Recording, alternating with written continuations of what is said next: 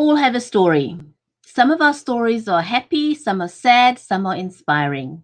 But very few of our stories are gruesomely and indescribably violent. How do we shed light on someone else's darkness? Today, we are immensely privileged to be speaking to a very well known, award winning South African true crime writer extraordinaire, Carla van der Spuy. This is an episode you absolutely do not want to miss. Stay tuned for our featured author, Carla van der Spuy. You have a story that is unique, a story that needs to be heard, a story that people care about. So it can get them to stand up for what they believe in. It can inspire them to change. It can inspire them to take action. It can inspire them to care. Care enough to be the light to someone's darkness. Care enough to extend a helping hand to someone who's down and out. Care enough to call things the way they are and see them for what they could be. Your story can make a difference. Your story can save a life. Your story matters. One story changed the entire world. Your story could do the same. All you've got to do is own your story.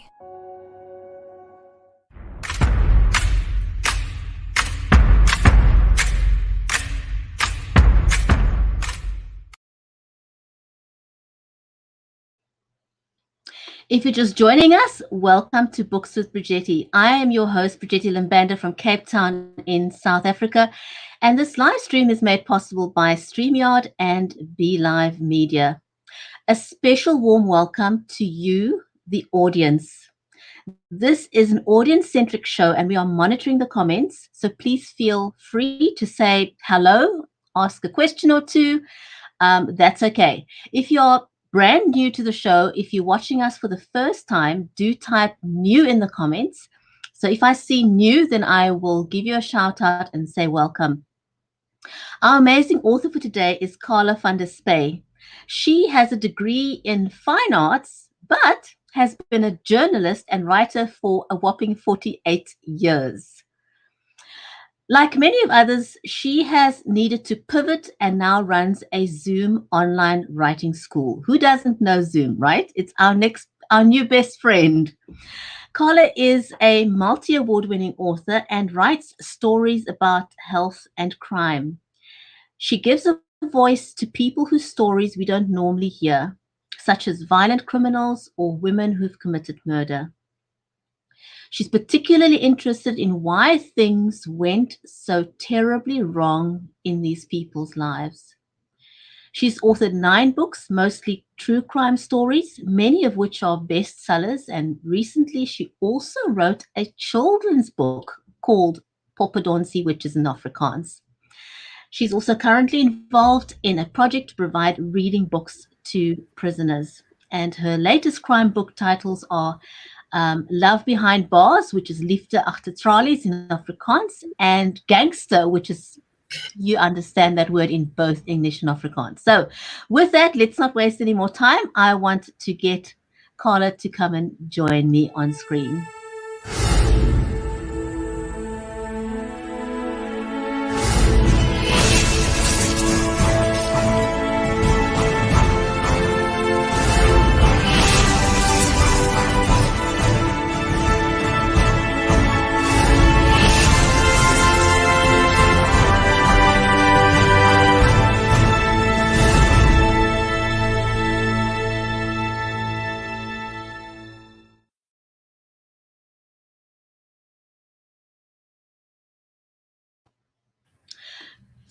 Carla, welcome. I'm so glad and so honored to have had you join me today. Thank you very much for making the time to come and chat to us. No, the honor is mine. This is my second time on your show, so I'm quite thrilled. Thank you so much.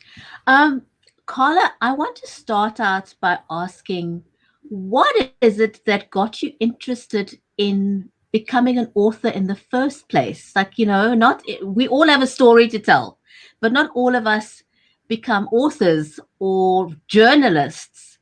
What is it that got you started? What piqued your interest? in a writing and In writing writing, yeah. crime nonfiction. Yeah. Yeah. I studied art, but I wasn't very good with it. It was like 5 right through it. And I realized that I could write better than I could paint or draw. And my grandmother said to me I should go into journalism. And so I went into journalism. And when I was almost 60, that was 10 years ago, I was asked to write my first book. That was just after I got an award from the Caxton Magazine's award. And this publishing house asked me to write a crime story and a crime book. And they said to me, it's up to me to choose the topic.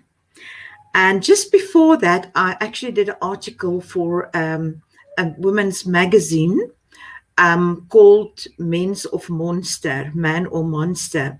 And that was after I read a tiny little report in a local newspaper about an organization in a prison that started the anti-crime organization to warn people outside against crime. They called themselves La Cop. But the organization existed of murderers, rapists, and hijackers. I mean, the most dangerous criminals you can get. And I was wondering, what is behind it? Have they really been transformed, or are they just trying to appear good for maybe getting bail or something? And then after negotiating with one of the important guys in correctional services, I had to go for coffee with him for 4 hours to try and convince him that's why I want to write the story. I was allowed to go, and was in the chapel of the prison, and there were 11 of them sitting around me in a circle, but I wasn't alone. About half prisoners. of the staff was in the back of the chapel. Pardon? Yeah, in the prison. Okay. And they all told me their stories, and most of them were murderers. And that really interested me because they were so charming and they were so nice. I just couldn't believe that they've done these things. There must have been a mistake. But the more you write crime, the more maybe you become a bit more cynical, and you realize that some of them are actually very good actors, you know. And there are people who make use of their second chances and who reform and do wonderful work outside. But some are just like Oscar actors. Wow, that's quite an observation to make.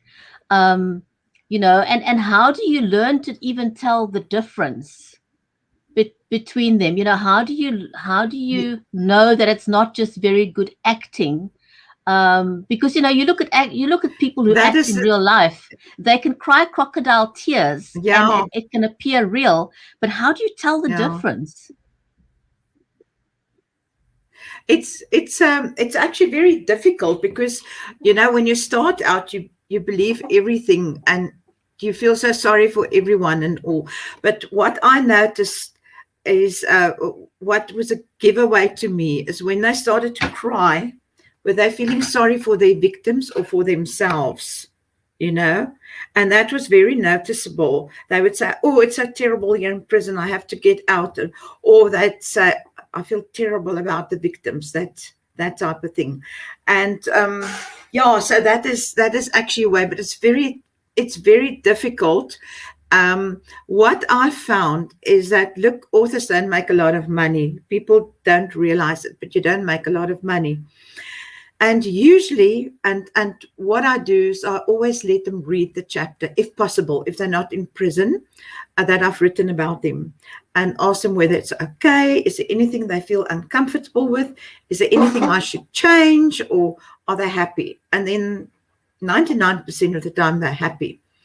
And the moment the book is on its way to the publishers, they come up with tricks. Not all of them, just a few, but usually one per book. They come up with tricks and they say, no, but they're withdrawing their permission and they want a cut, and how about remuneration and that type of thing, you know.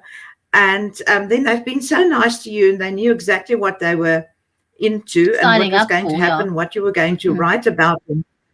Yeah, and so that made it very, very difficult for me, especially with my last book, Gangster. There were actually two of the guys who demanded money from me, and there was never any talk of money. And the one said to me, he's on his way to Legal Wise now. He's at Legal Wise. He's coming back from Legal Wise, and then he said he's on his way to the police. He's at the police. He's coming back from the police, and and he said to me, "You can run, but you won't get away." So that was quite scary, and yeah, so I had to block him. I had to unfriend him. And there was also another guy, also another ex-gangster, who said to me, okay, how about books make money, don't they? How about remuneration?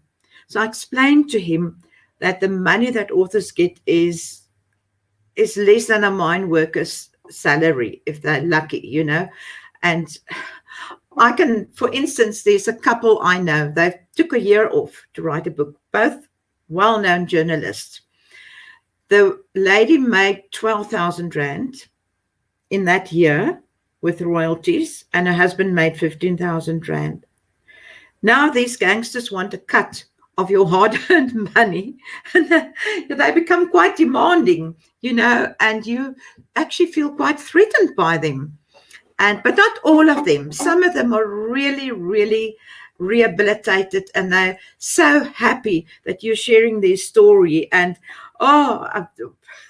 one of my biggest supporters is an ex-gangster. He doesn't know how many people he has killed, he told me. He belonged to the Mongrels.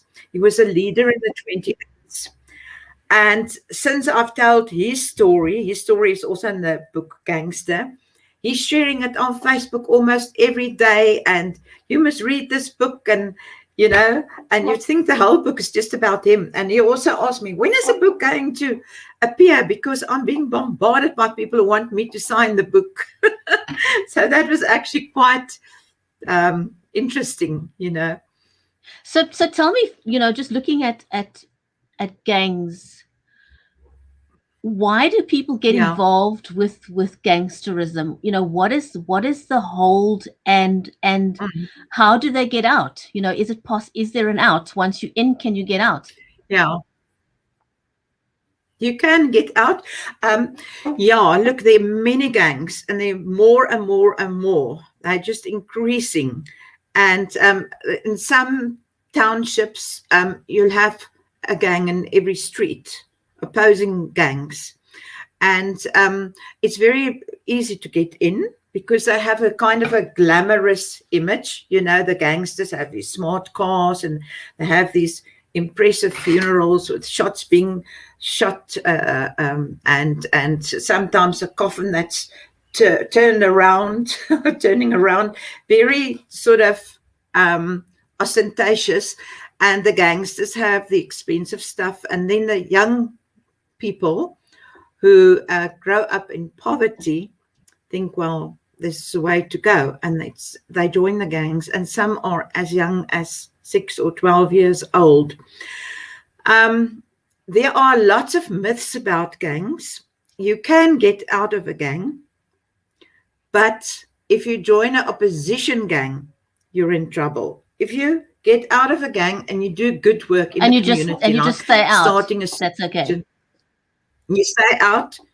But if you join an opposition gang, you're in trouble. And there are lots of gangsters that I've spoken to actually became pastors, and they've done a lot of good work, and they're warning the young people against gangsterism, and it's no way to go. And in a state, I went to the Cape Flats a lot for these interviews.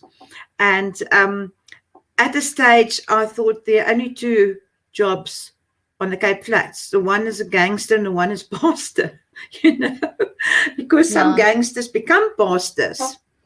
And there was a case of one guy who was a policeman and a gangster at the same time.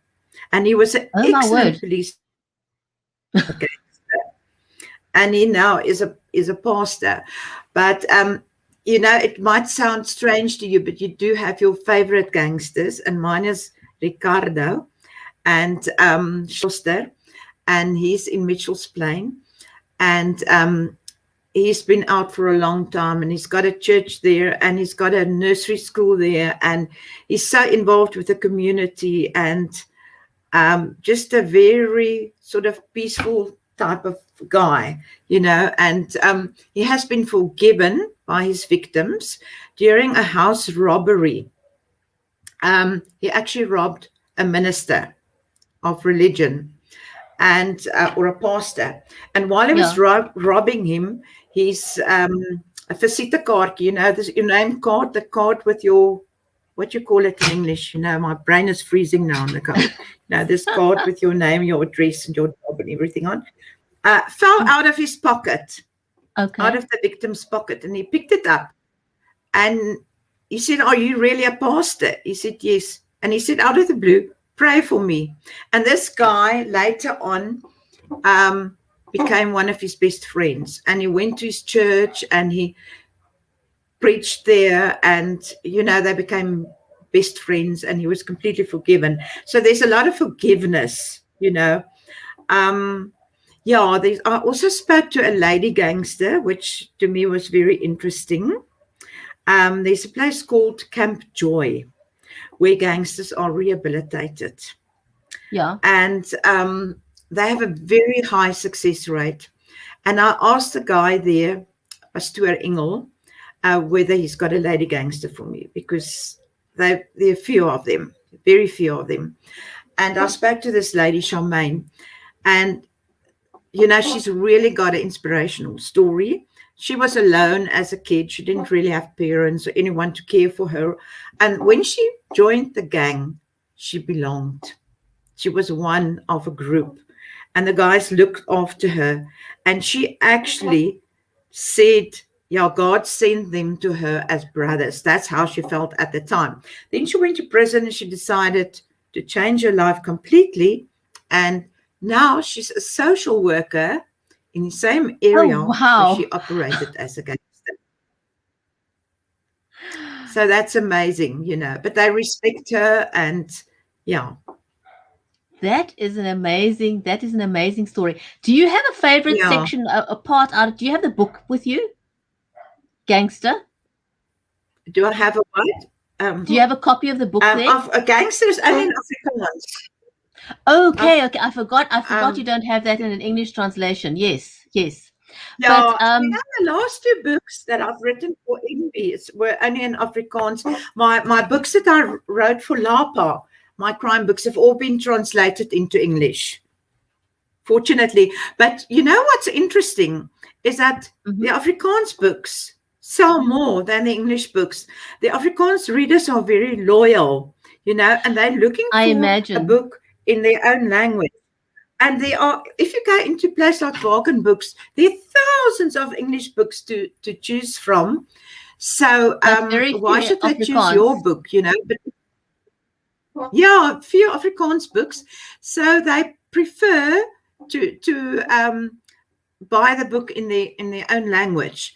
And if you translate it, it sells about half of what it sells in Afrikaans, which is very interesting, because people always think English books sell more. They sell more worldwide, and if you look at Bargain Books, the top 100 books, there might be 3 Afrikaans books, because most people buy English books. But if you're Afrikaans speaking, you actually look for an Afrikaans book. So I didn't know that. I can relate. No, I can definitely understand that. The next book I wanted to talk about is Disturbed.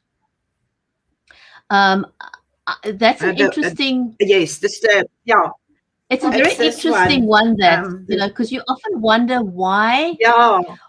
Why is it that people, so I want to just talk a little bit about this one, because you often wonder, why is it that someone doesn't just kill someone, but they kill them in a very, very violent manner that is almost like an overkill, like, what is it? Like, overkill, overkill, like one blow could have killed the person, but like in the case with Eugene Blanche, he was bludgeoned and hacked 28 times. So you wonder, why did he not stop? I actually spoke to his murderer. So what was Yes, his he was story? really bludgeoned. Well, in most cases, we found. I did this book with a friend of mine who's a psychologist, um, a forensic psychologist, Dr. Henk Swanepoel. It was actually a very nice experience to go to the prisons with him, because he couldn't write down anything or record anything, and we had to remember everything. But he's got such a sharp brain, you know. But in a lot of cases, drugs are involved, because, you know, some of these murders are so cruel that you can't imagine somebody in their right mind doing it, or somebody who's sober doing it. So a lot of times there are drugs involved, but also sometimes there are sociopaths, the different personality types, rejection. There are a lot of reasons, and a lot of psychological reasons as well. What he did is he drew up the court reports for the hearings, and then went to visit them a few years later to see whether they've reformed, and to help me write the book and find out. But we went to Eugene Terblanche's murderer. Now look, Eugene Terblanche didn't treat his workers well. He paid them Correct. scandalous salary, something like R7.50 or R10 a day. And this guy, Mashlangu, wanted to go home to his wife and kids, and he didn't get his money in time. And there was also some evidence that Eugene Terblanche sometimes paid them with liquor, you know, a few beers or whatever, instead of money. But and this guy just lost it, and he walked to Terblanche's wife's house. He walked back to Terblanche. He wanted his money because he wanted to go and visit his wife and children, and he saw this was not going to happen, and then he killed him to death. But he refers to that day as the day of sin, and we ask him whether he feels sorry about it. He says yes, he would like to ask the wife for forgiveness, but he always referred to the wife. But my friend, the psychologist, found that he is a sociopath. Okay. And yeah, but he's locked up. He'll be locked up for a long time. He's in the Mangaung private prison, where they get sentences of up to 1,000 years. So you can just imagine, you know, there's some serial killers and people like that there, and it's like 1,000 years of imprisonment, never a chance of bail. You'll be 600 years old when you apply for bail. That like is in the Bible. Yeah. Well, I mean, one can imagine, you know, these are not just you know, these are not just accidental murder. They're just you know, the level of violence that's involved is unspeakable. You know, it makes to the ordinary people, it makes no sense that anybody could possibly have that level of violence. It makes no sense. Yeah. But I think there's a lot of anger with it, and a lot of rejection goes with it. I spoke to one woman. I did a book, Blood on Her Hands. It's this one, Women Behind Bars. And most of them were killers and knife killers, also from the Cape Flats. On the Cape Flats, they often use a knife. But, you know, a lot of these women were abused, lifelong abused, and some were raped, and, you know, and then one day they just lose it and they take a knife and they kill this guy. But I still can't wrap my mind around it. You know, I mean, we all get angry from time to time. You know, things can upset us and make us angry, but I don't think I'd be running for a knife when I'm angry. Yeah. You know, I may scream to vent, or, you know, I may go for a walk or a run or a drive or something, but it doesn't cross my mind to even take a knife in my hand. So to kill what someone. is it? Yes. what is it that drives these people to something that is so completely abnormal, and especially for a woman, you know? For women, well, I found when I did my research that okay, in many cases they've been abused by the stepfather, sexually abused, that type of thing. It carried on for years, and one day they've just had enough. They take a knife and they kill him, and then you get the women who actually want to kill for money or to get rid of the husband, or they've got a lover or something, and they plan it in a very cold and callous way. And they, to me, are the really dangerous ones, and the really maybe the real sociopaths, because they actually get other people and manipulate them to do their dirty work for them, and then they all go to prison. But the one who organized it gets the longest sentence. They don't want to get blood on their own hands. They'd rather get someone else to do their dirty work for them. And they, to me, are the dangerous ones. Because it's not an accidental thing. They actually sort of plan for it. They plan it. They plan it. And the moment you plan it, you get a very long sentence. You know, if you kill someone on the spur of the moment when you're very angry, the sentence is usually not so long, because it was provocation and that type of thing. But if you plan it and you get other people to do it, and you know, play mind games with them, and there were a few women that actually had boyfriends, and they wanted the boyfriends to kill the husband, and also because of money and that type of thing. Unbelievable. So staying with a story with women, battered, bruised, abused, and shamed is the story of Amor van der Westhuizen. Yeah, that was also, you see, this is now, this is this book. Battered, abused, shamed. It's also in Afrikaans. This book is about Joey Haarhoff's daughter, Amor van der Westhuizen. And Amor had a terrible childhood with her mother, Joey Haarhoff, because she abused her. She knew that her father molested her. She did nothing about it. She wasn't molested by Gert, though, because she only met him when she was in her late 20s, and her mother became engaged to Gert van Rooyen. And she didn't know what they were busy with. But later on, she sort of got an idea about it, and she was terribly shocked, you know, that her mother, and she never liked Gert. She said there was something very grillerig about him, you know. What's the word, grillerig in English? Something very cool, chilling, something very chilling about him. Chilling about him. She didn't like him at all.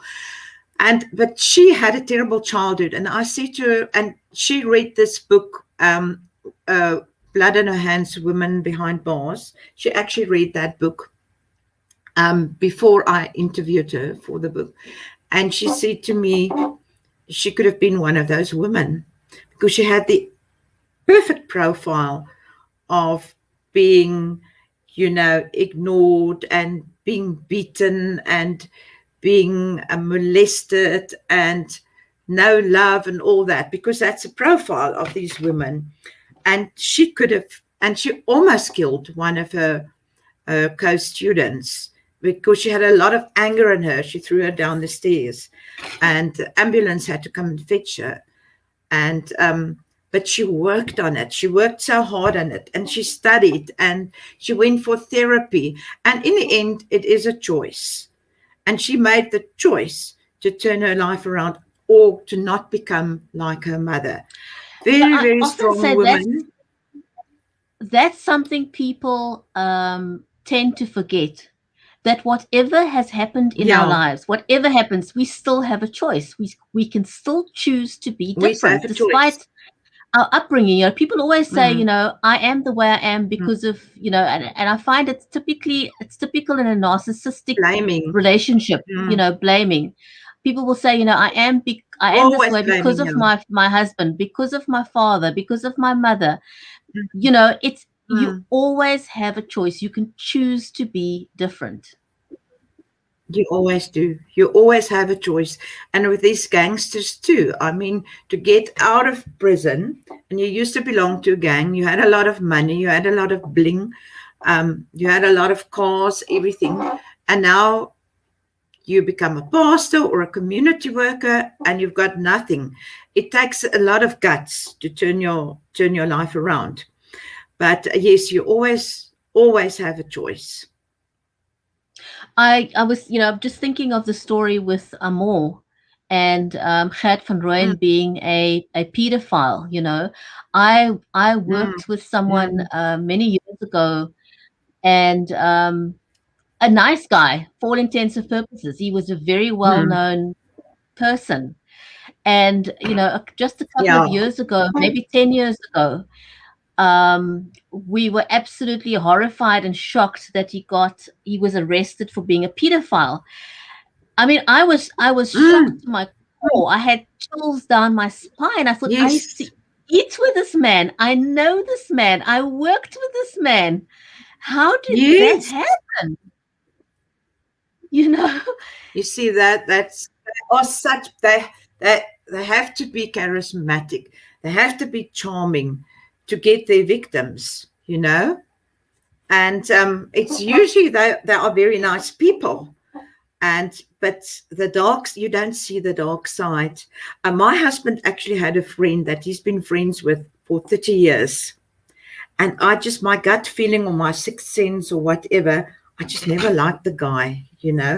If he came to our farm or our plot and for dinner or whatever, I would just say, I've got a deadline. And I walked away. There was just something about him. Mm. And then he was a bachelor, old bachelor in his 50s, and he started getting terribly involved with young girls. And I said to him, why don't you work through an organization? He went to Danville rooms and places like that to take the kids out. And there was just something, I just saw red lights flashing.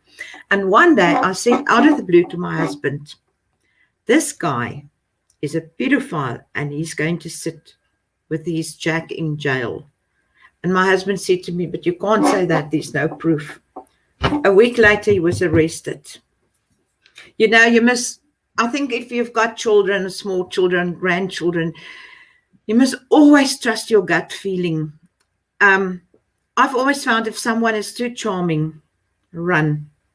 If they're too charming, and I've seen that with a lot of the ex-gangsters. I've seen it with a lot of murderers, and I've seen it with pedophiles as well. They can be so nice and so intelligent and well-spoken and, presentable.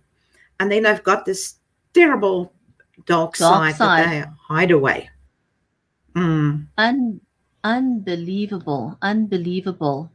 How did you convince Amor to let you write her story? Because generally, when one has a story like that, you Mm. embarrassed, you don't want the Mm. world to know about your story. How did you convince her to write this, to help you write the story?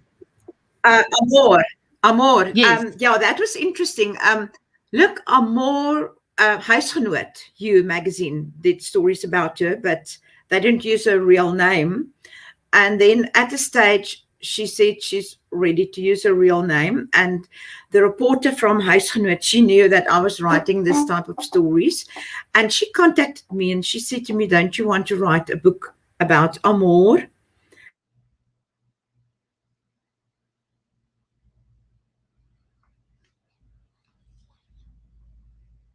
Carla, have I lost you there for a minute?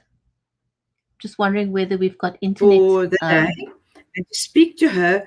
And because she first wanted to meet me, because you can imagine it's sensitive information and all that.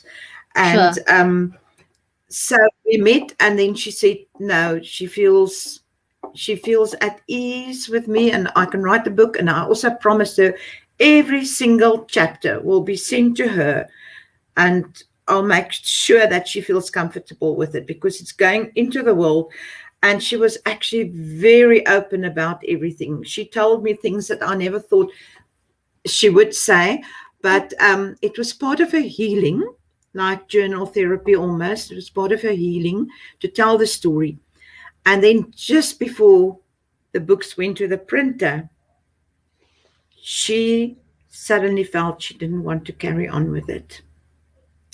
I more or less expected it, because to see all your trauma in print for the whole country to read, The whole world to I see. understood that. The whole world, yeah.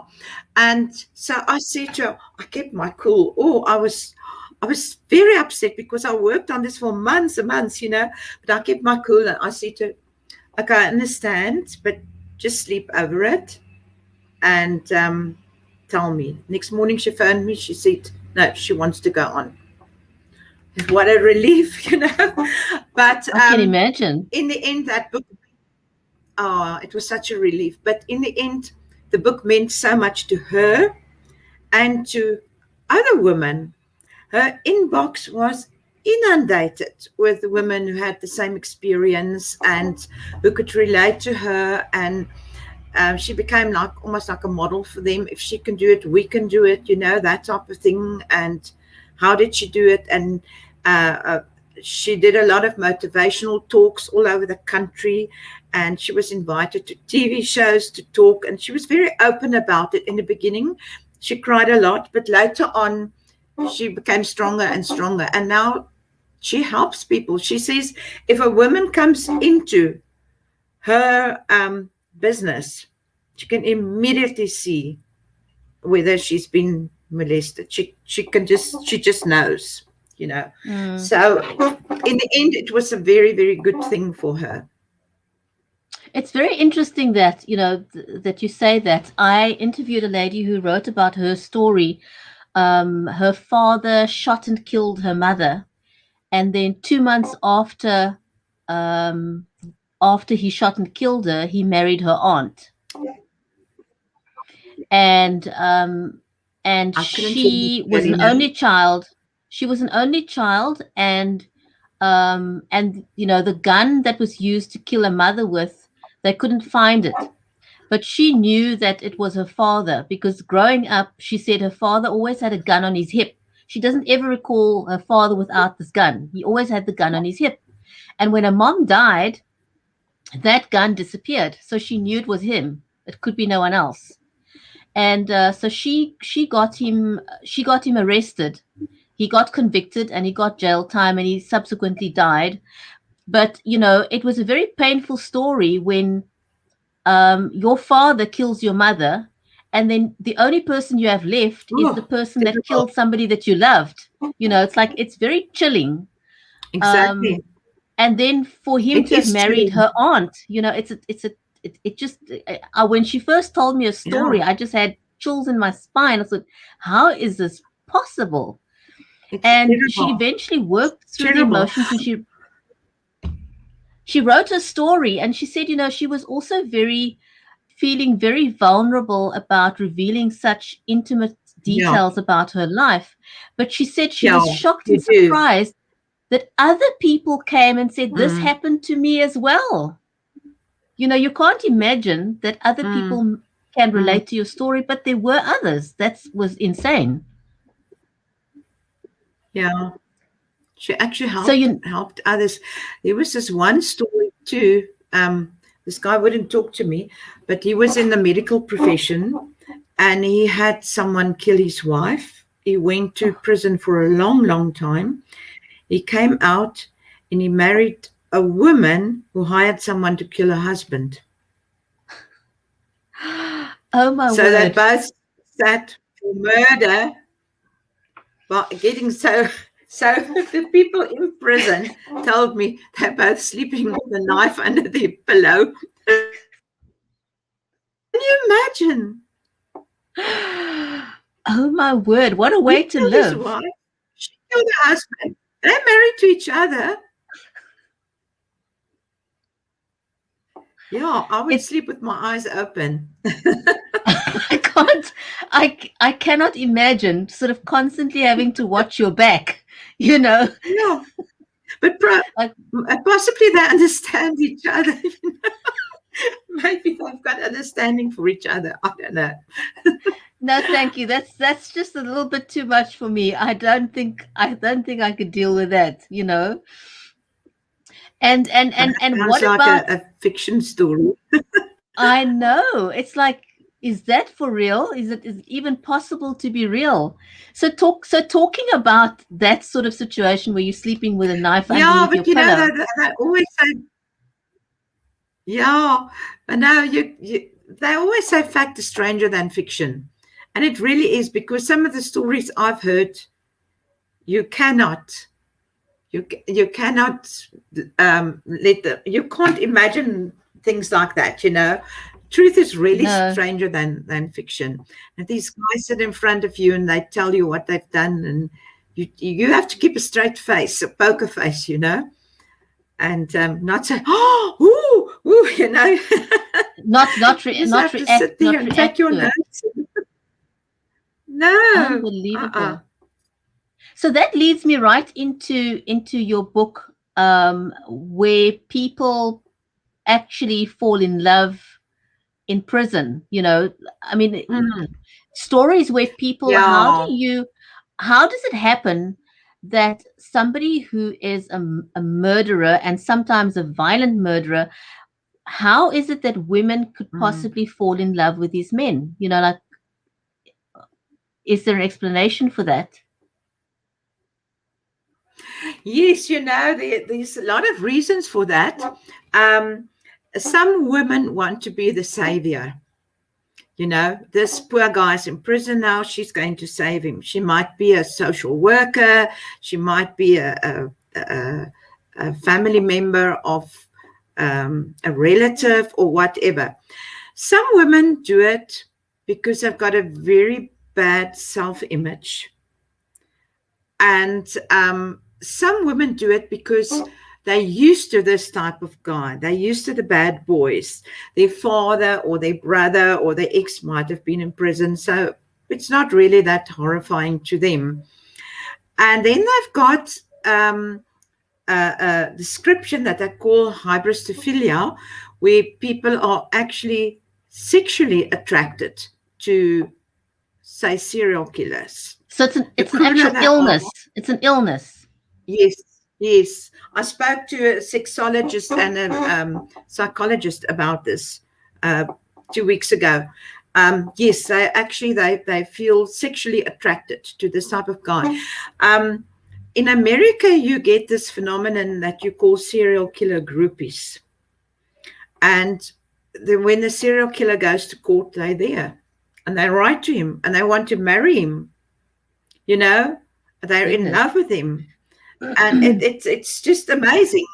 And but some of them do it for maybe for the publicity. They could be a little bit narcissistic. There was this one grandmother in England, blonde grandmother. Twice she married a guy in the shadow of the gallows. Wow. He was hanged, and she'd marry him, you know. And of course, it went with a lot of publicity and a lot of drama and all that. And I think maybe she enjoyed it. And yeah, and then some, I think it's more about political views. If I think of the Boerenmag Bruid that I've written about, her husband was in the Boerenmag. He was involved with the bomb planting. I can't remember if he made the bomb or planted the bomb, but in any case, it was something to do with a bomb. And he got a very, very long sentence.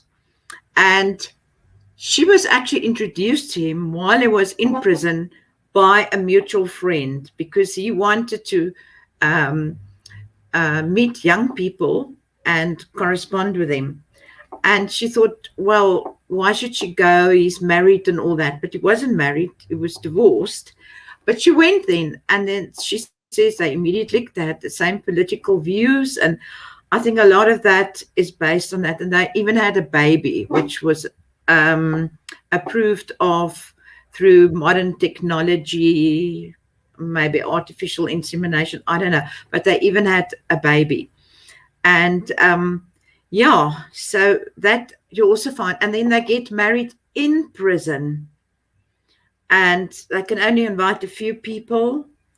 And yes, I had a couple also, the Chowkies.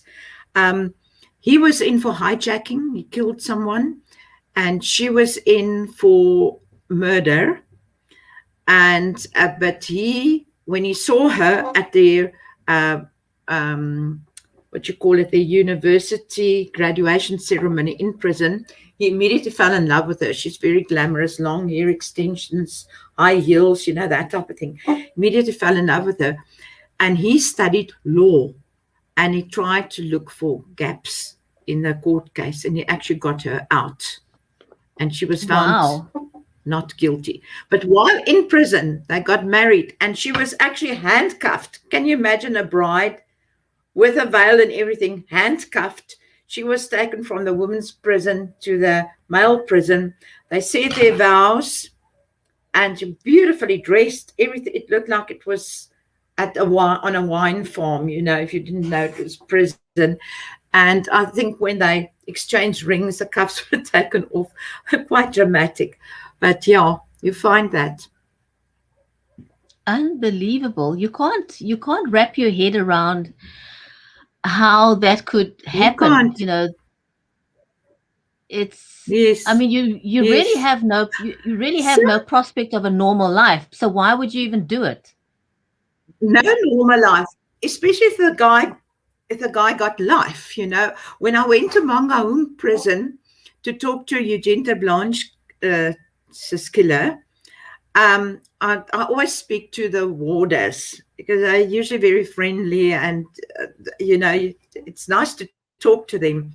And I say to the one warder, sure, these guys, some of them got 1,000 years and they've still got girlfriends. He said, Ish, they patient. They patient. Imagine waiting 1,000 years for someone to come out of prison. That is unbelievable. Was it easy to get the Yeah. permission from the authorities for you to meet with these criminals to write their stories? Well, in some cases, I got permission, and I even had the interviews in the warden's office. But sometimes you just go as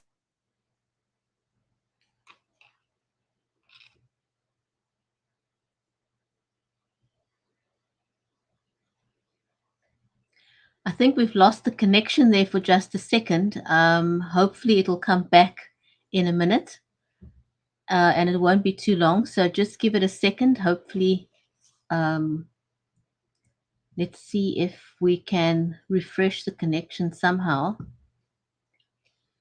I know that there's been an electricity outage in the area where Carla is, so I'm not sure whether that has possibly affected it. But let's just give it a quick second. So the books that Carla's written, that we've spoken about. Carla, if anyone's just joining, Carla is a multi-award winning author, and she writes stories about health and crime. And she gives a voice to people whose stories we don't normally hear. And it's been amazing to hear the backstory of some of these real life crime stories that she's written. And I think for me, the notable one was the one of Eugene Treblanche, who was bludgeoned to death by his killer 28 times, and a total exaggeration of what was actually necessary. Well, it was totally disturbing. So it was quite interesting hearing the backstory of that. And then we spoke a little bit about Amor van der Westhuizen, who was physically and verbally abused by her mother, Joey Harhoff. Um, Another chilling story, but it's amazing how, despite what had happened to her, she was able to make a choice to turn her life around and be different. And then we also spoke a bit about people who find love behind bars. Well, it looks like Carla was able to join us again. Glad you could come back on. yes. The internet can get interesting sometimes. So we were talking about What I people wanted to tell falling. you, falling in love. Yeah. Yes. What's interesting is in America, they actually have websites where you can meet an inmate.com, and you can actually meet someone, and they usually, at the stage they had photographs of themselves with palm trees in the background and muscles, and that were like parading there and saying, how would you like to fall into these strong arms, that type of thing, and women would actually write to them, to these lonely prisoners. But in South Africa, you don't have this type of thing. I don't think they would encourage it. And even in America, they also said you must be aware that some of these people were sentenced for violent crimes. So people, and they say it's just for friendship, but we know it doesn't always stay with friendship. But in South Africa, you're more likely to meet someone behind bars if you go there on an open day. They often have open days. They'll have like a braai or something, and then the family can come. And that's a way to meet someone if you want to meet a man in an orange uniform. Women love uniforms, but usually navy, not orange. Usually navy, not orange. Carla, I want to talk a little bit about the book on farm murderers, because that is something that unfortunately South Africa has become notorious for. So not in a good way. Tell me a little bit about the farm murderers and how you were able to write it from a different perspective. Yes, most of my books are about the perpetrators and how they want to turn their lives around, or telling their stories. But in the case of the farm murderers, I spoke to the victims, and I went to 10 different farms over the length and breadth of South Africa. It wasn't difficult to find people to talk, because I contacted the agricultural organizations, and there were people who were willing to tell these stories. They wanted to tell these stories. There was a lot of tears. Sometimes you had to stop the interview because big, strong farmers would burst into tears because of what happened to them. But it's still carrying on. It's still carrying on. And those are the cruelest killers that you can imagine. But in that case also, the farmers told me that they were all on drugs, Neope or whatever. And also interesting thing is, many of them came over the border. It's not always South Africans, sometimes Zimbabweans and Mozambicans. And people come from over the border. So you're saying that it's essentially not always South Africans, because I think that's what we tend to think. That it's not always South Africans. It's not always South Africans. No, our prisons are full of people from neighboring countries. The women prisons as well. Yeah.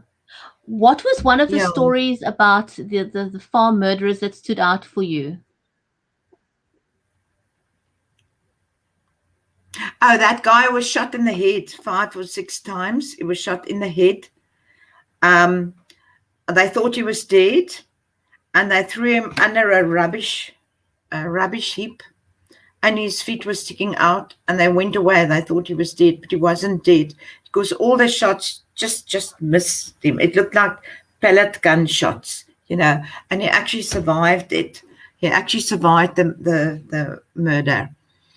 And but what I found interesting about these farmers, you would think that if something like that happens, it's so traumatic, you don't want to live on that farm anymore. You'll go and do something else, sell the farm.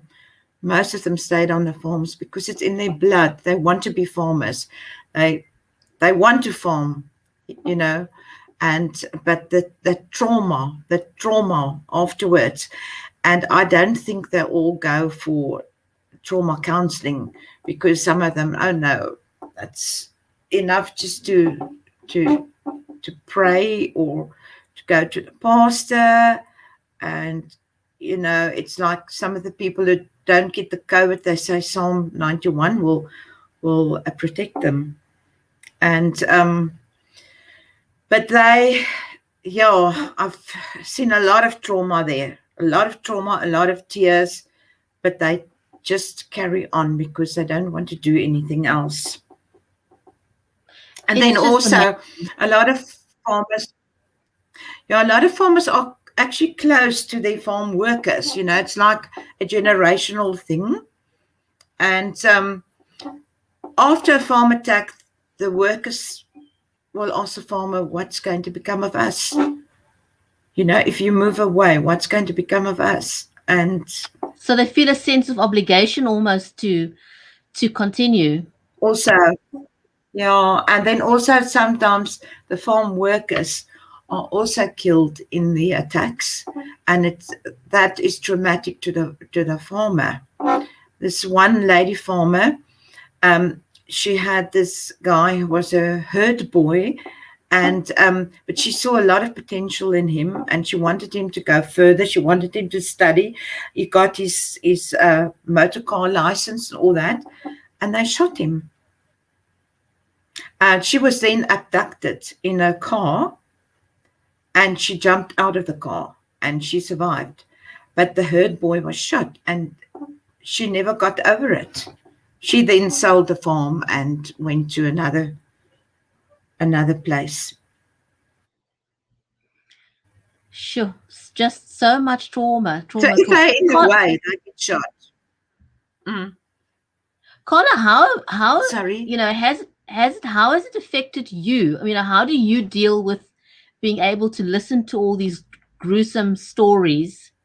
Are you able to sort of how do I say it? To mentalize and sort of pull yourself out of the emotions to be able to hear the stories and then write them.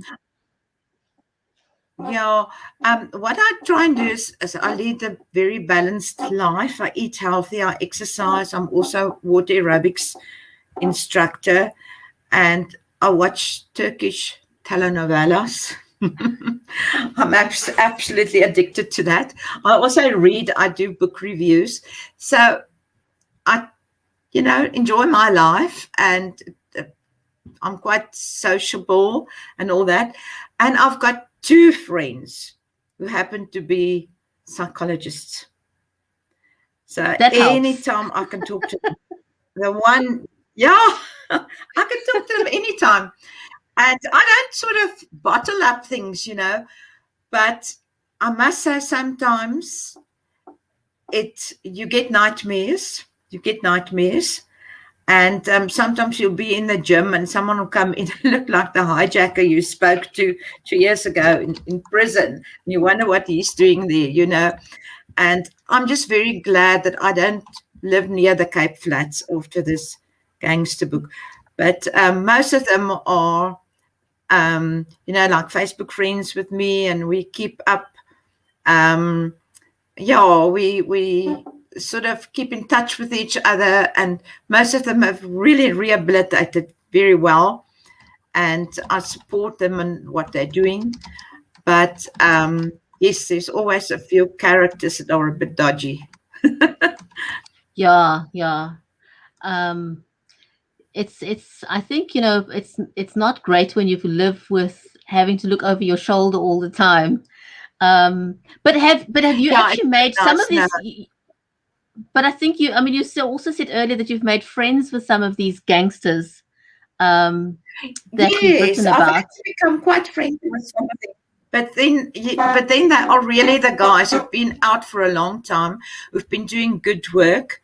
And yes, I keep in contact with them, and also with the people who helped me with the book, who actually do rehabilitation work among them, And I've actually made friends on the Cape Flats, and I love the people there because they're so open and friendly. I actually went to take wedding photos on the Cape Flats right in the COVID time.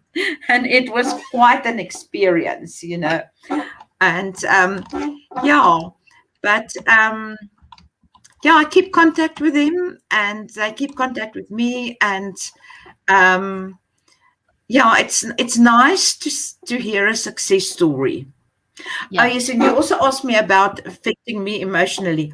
I never go into the blood and gore. I just write about the psychological things. I'll say, okay, he stabbed a guy with a knife 12 times, but I won't go into a Into the actual pathological detail. Yeah. report or no, I don't go into the gore. I don't like it.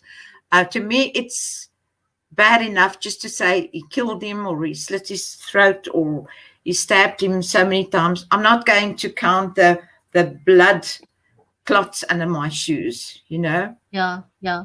Of all the books that you've written so far about true crime, which was your most interesting project? I think Gangster.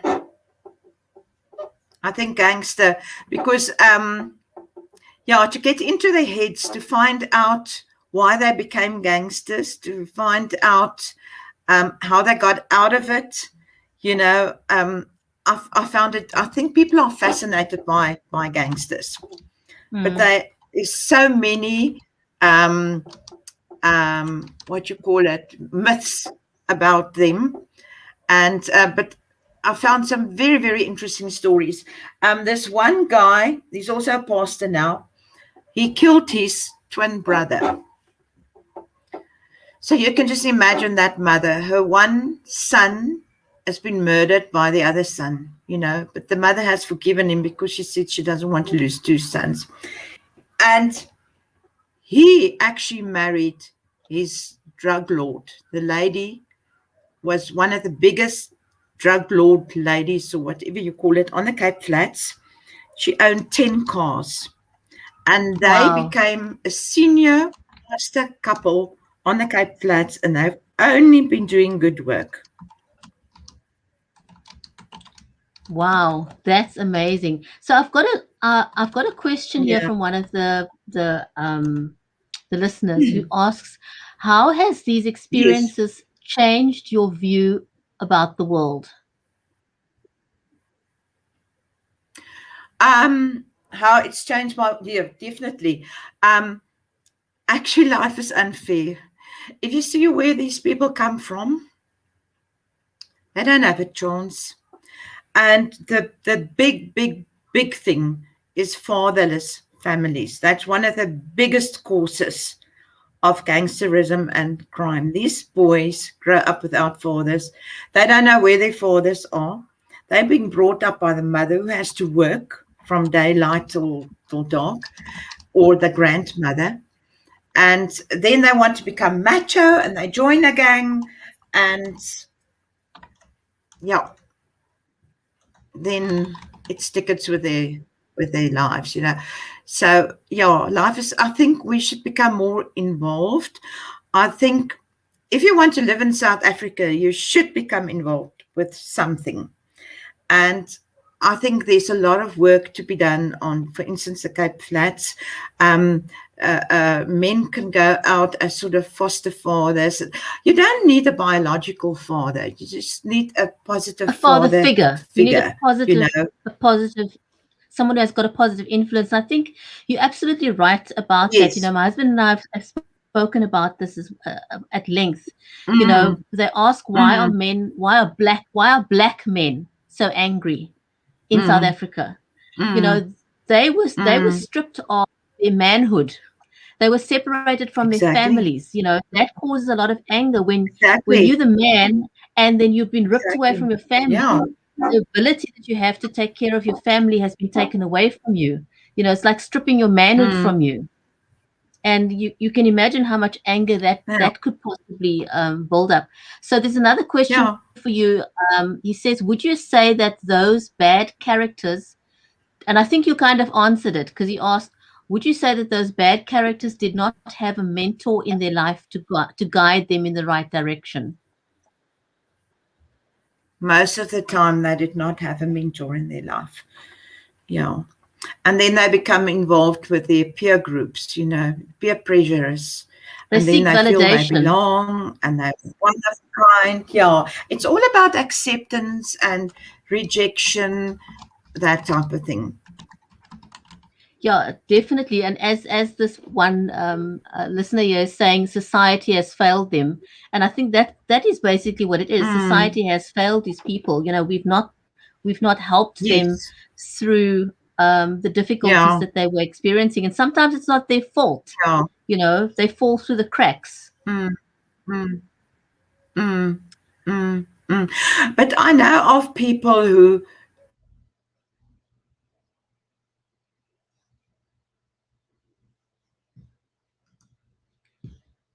I think we've lost the connection with. do sort of, uh, um, you know, uh, do some recreational things with them. And I think sport and books are two very good things to fight crime. And I know this Pastor Ricardo, he would love to have a soccer field at his church, but it's going to cost money, everything costs Yeah. money. And I think sport is a very good way to start to get kids' minds off crime, and then also books. Yeah, it'll enrich their life, and also, the exercise is good for you. Carla, Yeah. we're at the end of our interview, and I want to just very, very quickly wrap up with asking you, after all the true crime stories that you've written, you're an expert writer when it comes to true crime stories. You ended up writing a children's book. How did that happen? That's completely out of character. What was the inspiration for writing a children's book? I'm keen to know. Now, I love small children and babies and all that. And I just felt out doing something creative. But everyone who reads it thinks it's true. This grandmother is just, you can't, she's always in a naughty corner, and she's doing everything wrong, but the granddaughter Poppedonsie loves her. And for instance, if Poppedonsie doesn't want to eat peas, she mixes them with Smarties so she can eat them. But she does everything wrong. She's always in trouble. It's not very educational, but the kids love it. But it's fun. I did that little fun. book, and I think it was fun. It was fun, and I'll probably do it again sometime. And we'll just see. But I'm so used to writing nonfiction, and nonfiction is actually easier because you've got the story, you've got the plot, you've got the hero, you've got the crook, you've got the ending, you've got everything. You must just interpret it in a palatable way. But with fiction, you've got nothing. You have to use your imagination. You have to think. And this was your pandemic book. This was your pandemic book. My where? Sorry, no, I'm saying the children's book was your pandemic book. You wrote it during the pandemic. Yes, that's right. Yeah. I just felt like something lighthearted, and yeah. Well, there's been enough stress with the pandemic, so a little bit of lightheartedness does all of us good. Carla, thank you so much. This was amazing. I thank you very much for your time. It was great chatting to you. Really, really loved it. So thank you very much. Pleasure. Thank you so much. I didn't know this was going to be live. I thought you were going to record it. No, we were absolutely live. And I want to just say thank you to all the questions that we've gotten. Much appreciated. I want to say a special shout out to the guys who are watching us on Amazon Live. Much appreciated. So Carla, thank you again. It's a big pleasure, and it was nice talking to you. Okay, bye for now. Bye-bye.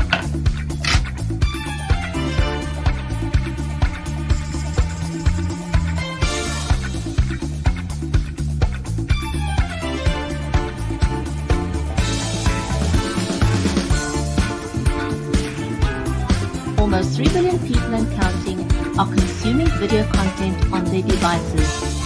BeLive Media helps brands position their products and services to people at a time and manner that's convenient to them. If you would like to reach your customers and clients and stay ahead of your competitors, then connect with us.